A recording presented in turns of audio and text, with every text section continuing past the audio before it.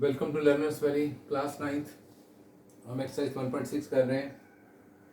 इसके 3 क्वेश्चंस हमने कर लिए थे।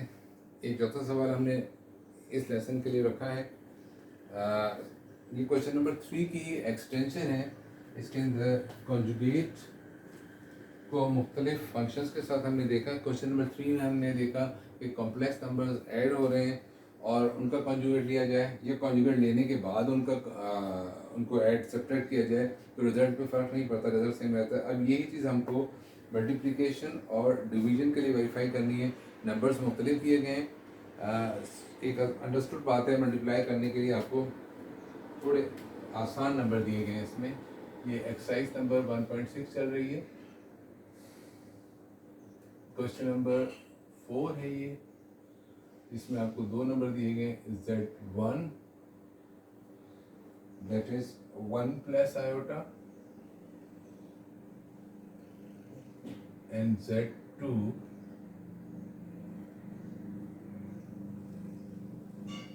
that is 1 minus iota। पहला पार्ट मल्टीप्लिकेशन से रिलेटेड है। पहला पार्ट कहता है कि आप Z1 और Z2 को मल्टीप्लाई कर दें और फिर पूरे का कॉन्जुगेट ले लें, या आप Z1 का कॉन्जुगेट लें और उसको मल्टीप्लाई कर दें Z2 के कॉन्जुगेट से।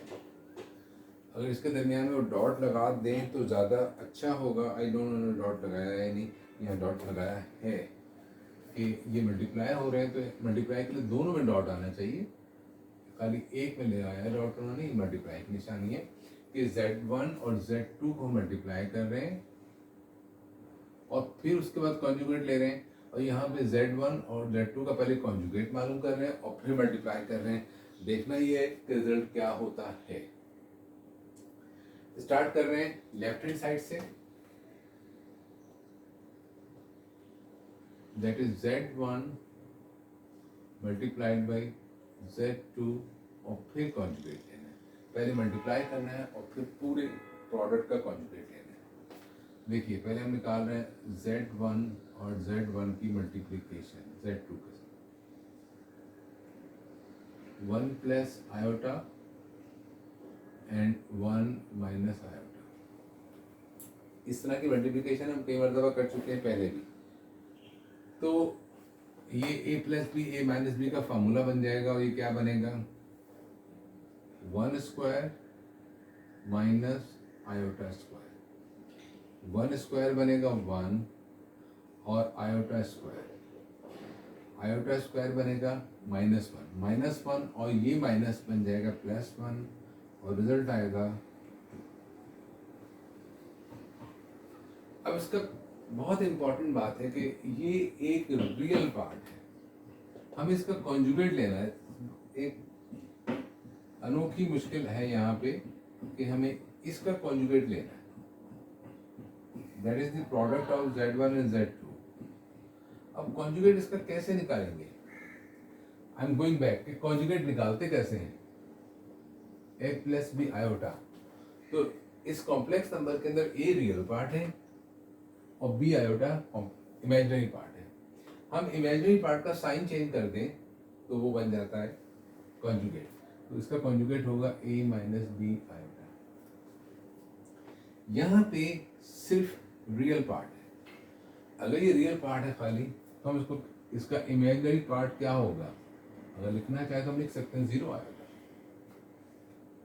अब हम इसका कॉन्जुगेट निकालने के लिए अगर इसका साइन चेंज करेंगे इमेजिनरी पार्ट का तो हो जाएगा -0 आयोटा। तो 0 इज 0 को तो अपना कोई साइन होता नहीं है। अब चाहे 0 को ऐड करें या 0 को सब्ट्रैक्ट करें, इससे किसी चीज में कोई फर्क नहीं पड़ता, रिजल्ट विल रिमेन सेम 2। तो जब हम इसका कॉन्जुगेट लेंगे तो रिजल्ट में क्या फर्क पड़ेगा? कुछ भी नहीं। हमारा जवाब यही आ जाएगा 2।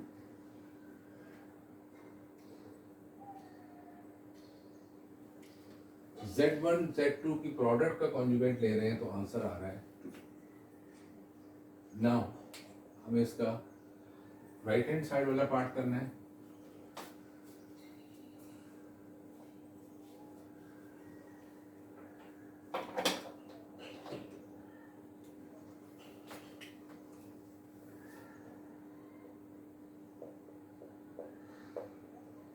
राइट हैंड साइड है z1 conjugate multiplied by z2 conjugate. इसमें पहले हमें कॉन्जुगेट निकालना है और फिर उसके बाद में मल्टीप्लाई करना है।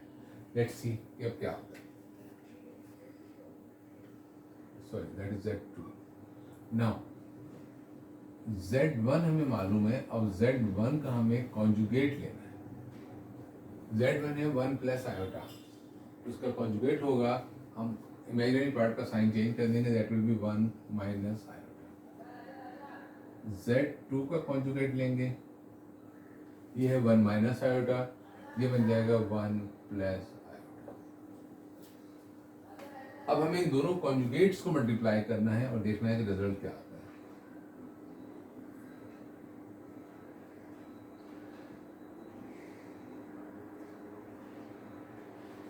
That is 1 minus iota। This process मैं यहाँ शो कर चुका हूँ। 1 प्लस आयोटा और 1 माइनस आयोटा को मल्टीप्लाई करते हैं तो ए स्क्वायर माइनस बी स्क्वायर का फॉर्मूला लगेगा, that will be 1 plus 1 is 2। मैं इस प्रोसेस को स्किप करके इसका जवाब लिख रहा हूँ direct. This process is here 1 plus iota 1 minus iota, इसका जवाब 2 आया, इसका जवाब भी 2 आया। अब देखिए, हमने जब कॉन्जुगेट निकाला तो भी जवाब 2 आया था, यहाँ पे हमने कॉन्जुगेट पहले निकाल के मल्टीप्लाई किया तो जवाब भी 2 आया। तो हमने प्रूफ कर दिया, हमने साबित किया। हमने क्या साबित किया? हमने प्रूफ किया है कि left hand side is equal to right hand side, hence prove. ये चीज हमने प्रूफ की है कि z1 times z2 conjugate is same as z1 conjugate times z2 conjugate। तो दिस वाज रिक्वायर्ड, हमें प्रूव करना था कि हम z1 z2 को मल्टीप्लाई करके कॉन्जुगेट निकालें, ये कॉन्जुगेट निकालने के बाद मल्टीप्लाई करें, रिजल्ट मिलेगा same. This is proof is same. इसका पार्ट 2 भी सेम यही है, लेकिन उसके अंदर हमें डिवाइड करना।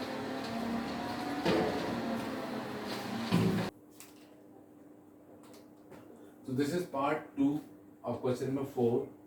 इसको और से देखिए, इसमें z1 को z2 पे डिवाइड करना है और फिर उस क्वोशिएंट का, उस डिवाइड के आंसर का कॉन्जुगेट लेना है, और उस राइट हैंड साइड पे दोनों नंबर्स का अलग-अलग कॉन्जुगेट लेने के बाद उन्हें डिवाइड करना है।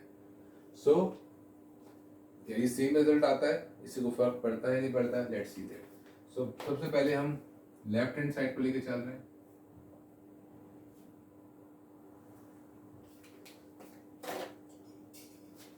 लेफ्ट हैंड साइड है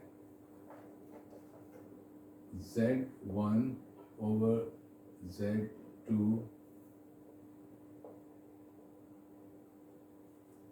अब z1 को z2 पर डिवाइड करना है।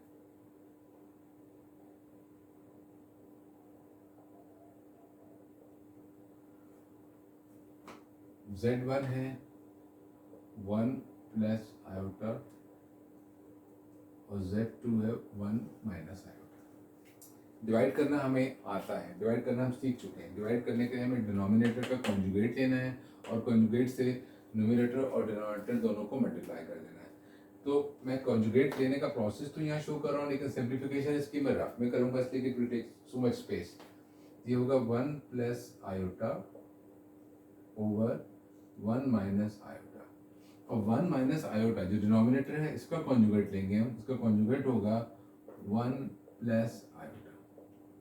जिस चीज़ से हम डिनोमिनेटर को मल्टीप्लाई कर रहे हैं उसी चीज़ से हम न्यूमरेटर को मल्टीप्लाई कर देंगे। अब जो शक्ल बनेगी वो ये होगी 1 plus iota multiplied by 1 plus iota, तो मैं इसका स्क्वायर लिख दे रहा हूँ, और ये चीज़ बन जाएगी 1 minus iota times 1 plus iota.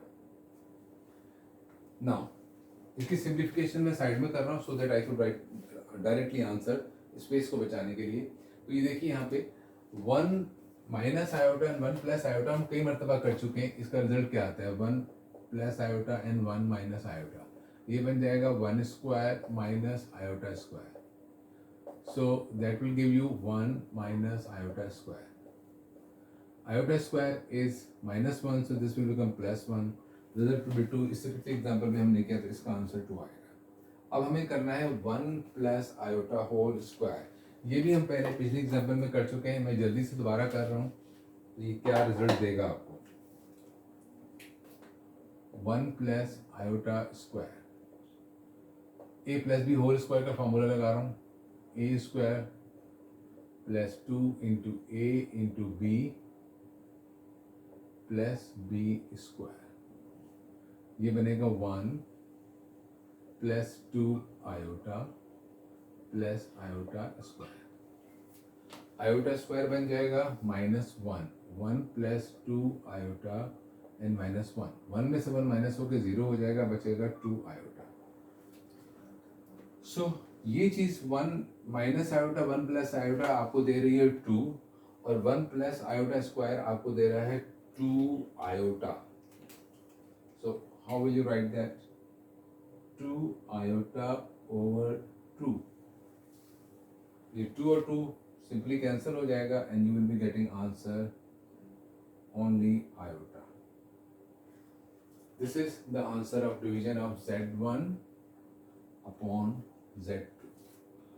अब हमें इसका कॉन्जुगेट लेना है, एक स्टेप हमें और करना पड़ेगा इसके अंदर, तो मैं साइड में करके दिखा रहा हूँ आपको।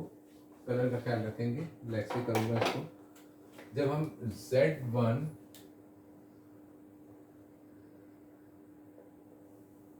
और Z2 का जो हमने डिवीजन का आंसर निकाला है, इसका कॉन्जुगेट लेंगे तो क्या होगा? जब भी कॉन्जुगेट निकालते हैं तो जो इमेजिनरी पार्ट है उसका साइन चेंज करते हैं। इसमें सिर्फ इमेजिनरी पार्ट ही है, तो हम इसका साइन चेंज करेंगे, so that will give you negative iota. ये आ रही है लेफ्ट हैंड साइड की वैल्यू नेगेटिव आयोटा। अब हम राइट हैंड साइड पे काम करते हैं। लेट्स सी के राइट हैंड साइड से, राइट हैंड साइड है आपके पास, पहले कॉन्जुगेट लेके फिर डिवाइड करना है। Z1 conjugate divided by Z2 conjugate. Z1 conjugate क्या होगा? Z1 है आपके पास 1 + आयोटा, तो Z1 का जो कॉन्जुगेट होगा वो होगा 1 - आयोटा। मैं इसी लाइन में लिख दे रहा हूँ। Z2 का कॉन्जुगेट क्या होगा? Z2 है आपके पास 1 - आयोटा, ये हो जाएगा 1 + आयोटा। अब आपने इन दोनों को डिवाइड करना है। डिवाइड करने के लिए वैल्यूज हमारे पास ऑलरेडी तकरीबन मौजूद हैं। सो Z1 conjugate divided by Z2 conjugate. Z1 है 1 - आयोटा ओवर 1 + आयोटा। डिवाइड करने के लिए वही तरीका है कि जो डिनोमिनेटर है उसका कॉन्जुगेट लेंगे, उससे मल्टीप्लाई कर देंगे। यहाँ पर डिनोमिनेटर 1 + आयोटा है, तो इसका कॉन्जुगेट होगा 1 - आयोटा, और 1 - आयोटा से ही इसको मल्टीप्लाई कर देंगे। 1 + आयोटा और 1 - आयोटा यहाँ मल्टीप्लाई हो चुके हैं और इसका रिजल्ट आया था 2, तो मैं इस आंसर को तो 2 लिख रहा हूँ डायरेक्ट यहाँ से। 1 - iota 1 + iota will give you 2। अब ये जो चीज बन रही है, ये बन रही है 1 - आयोटा होल स्क्वायर। ये आंसर क्या आएगा? ये चीज हमें चेक करनी पड़ेगी। इसको कोशिश करते हैं करने की, किसी कॉर्नर के अंदर इसको कर लेते हैं। ये है 1 - आयोटा स्क्वायर, तो ये बनेगा 1² -2 × 1 × आयोटा × प्लस आयोटा स्क्वायर। 1 का स्क्वायर 1 होगा, this will be -2 iota and this is plus iota square. Iota square बन जाएगा -1, और माइनस 1 कैंसिल हो जाएगा, तो आपके पास आएगा -2 आयोटा। तो ये चीज आपको दे रही है -2 आयोटा। -2 आयोटा ओवर 2, 2 से कैंसिल हो जाएगा, तो आंसर आएगा नेगेटिव आयोटा। आप देख सकते हैं ये वही जवाब है जो सेपरेटली हमने पहले डिवाइड किया और उसके बाद में कॉम्प्लीमेंट इसका कंजुगेट निकाला। इसका पहले Z1 को Z2 पर डिवाइड करके कंजुगेट निकाला तो आंसर माइनस आयोटा है। यहाँ पे हमने पहले कंजुगेट कैलकुलेट किए और फिर डिवाइड किया तो आंसर दोनों सूत्रों में सेम आ रहा है। इसका मतलब हमने इसको प्रूव कर दिया। अब जो स्टेटमेंट आप खुद लिखेंगे इसको कि hence prove that so and so कि Z1 divided by Z2 whole conjugate is same as Z1 conjugate divided by Z2 conjugate. So let me correct this please, this is Z2. Okay, so class 9th, that is the end of first chapter class 9 का। ये यहाँ ख़त्म हो जाता है। Chapter था real and complex numbers. इसमें हमने नंबर से बात शुरू की, गिनती कैसे स्टार्ट होती है। मैं क्विकली एक समअप कर रहा हूँ लेसन को कि गिनती कैसे स्टार्ट हुई, नंबर्स की ज़रूरत क्यों पड़ी, इंसान ने नंबर्स कैसे ईजाद किए, नंबर्स में कैसे तरक्की हुई, पहले नंबर्स की जो शक्ल थी वो क्या थी, वो 1 2 3 4 से स्टार्ट हुए, फिर वो नेचुरल नंबर्स बने। नेचुरल नंबर्स में फिर बहुत अरसे के बाद और तब बहुत रिसेंटली तकरीबन 1000 साल पहले ज़ीरो आया मैथ्स में, जिसने होल नंबर्स को वजूद दिया। फिर ज़ीरो के आने से इंसान ने नेगेटिव नंबर्स को समझा तो नेगेटिव नंबर्स के मिलने से इंटीजर्स बन गए। फिर फ्रैक्शंस को हमने इंटीजर्स में शामिल किया, रैशनल नंबर बने। इसके साथ साथ इंसान ने बहुत रिसेंटली अभी विद इन 50-100 ईयर्स के अंदर अंदर इर्रेशनल नंबर्स के कॉन्सेप्ट को समझा। इर्रेशनल नंबर को भी रैशनल नंबर में मिलाया तो रियल नंबर्स बन गए। That was a huge set of number. लेकिन बाद में पता चला कि कुछ वैल्यूज ऐसी हैं जो रियल नंबर्स में मौजूद नहीं हैं। उनको समझने के लिए फिर हमने आयोटा का कॉन्सेप्ट समझा, प्योर इमेजिनरी नंबर जो कि रियल नंबर का हिस्सा नहीं थे। फिर उन प्योर इमेजिनरी नंबर्स को हमने रियल नंबर से मिलाया तो कॉम्प्लेक्स नंबर बने, which is the largest set of number so far जो हमने सीखा। फिर कॉम्प्लेक्स नंबर्स जब हमने सीखे तो उनको लिखने का तरीका सीखा, वो कैसे लिखे जाते हैं। फिर हमने सीखा कि कॉम्प्लेक्स नंबर्स को पे बेसिक ऑपरेशन कैसे करेंगे, fundamental operation, addition, subtraction, division. उससे रिलेटेड कुछ चीज़ें पढ़ी, जैसे कि कॉन्जुगेट सीखा हमने कि कॉम्प्लेक्स नंबर का कॉन्जुगेट निकाला जाता है, कॉम्प्लेक्स नंबर को कैसे डिवाइड करते हैं, कॉन्जुगेट को कब लेते हैं। इसके अलावा फिर इनकी कैलकुलेशंस जो यकीनन रियल नंबर से मुख्तलिफ है। तो ये कॉम्प्लेक्स नंबर्स का बहुत बेसिक और ब्रीफ इंट्रोडक्शन आपकी किताब में दिया गया है। Anyhow we have completed it today. आप इस चैप्टर को गौर से पढ़िए ये चैप्टर। लेकिन मैंने इसमें एक बात की लिए आपसे कहा था कि कॉम्प्लेक्स नंबर को बेहतर है कि एल्जेब्राइक फॉर्म में लिखिए। क्लास 9 आप लोगों के लिए एल्जेब्राइक फॉर्म ही बेस्ट फॉर्म है। जब आप फर्स्ट ईयर में जाएंगे तो वहाँ शायद आपको कॉम्प्लेक्स नंबर्स को ऑर्डर्ड पेयर में लिखना ज़्यादा फायदेमंद होगा, क्योंकि वहाँ पर आपको कॉम्प्लेक्स प्लेन को इस्तेमाल करना होगा जहाँ पे ऑर्डर पेयर को प्लॉट करेंगे ग्राफ पे। क्योंकि क्लास 9 में प्लॉटिंग का कोई काम नहीं है, ग्राफ पे काम नहीं हो रहा है, लिहाजा कॉम्प्लेक्स नंबर को एल्जेब्राइक फॉर्म, जिसको कि हम कहते हैं a+b आयोटा वाली form, this is the best form to write a complex number, a+b iota form, not ab form. Order pair की फॉर्म में मत लिखें। अगर सवाल में दिया गया है तो आप उसको पहले चेंज कर लीजिए एल्जेब्राइक फॉर्म में और फिर इसे कैलकुलेट कीजिए। This whole thing is like basic algebra. ये वो एल्जेब्रा है जो आपने क्लास 7 में सीख लिया होगा। सो इसे घबराने की जरूरत नहीं है। अगर फिर भी आपको कोई मुश्किल हो तो आप कमेंट्स में लिखिए। हम इस चैप्टर के अंदर जो जो भी मुश्किल एरियाज हैं हम उसको दोबारा रिकैप करेंगे। इंशाल्लाह अगले लेसन में हम नए चैप्टर स्टार्ट करेंगे जो सेकंड चैप्टर है आपकी किताब के अंदर। Thank you very much till then.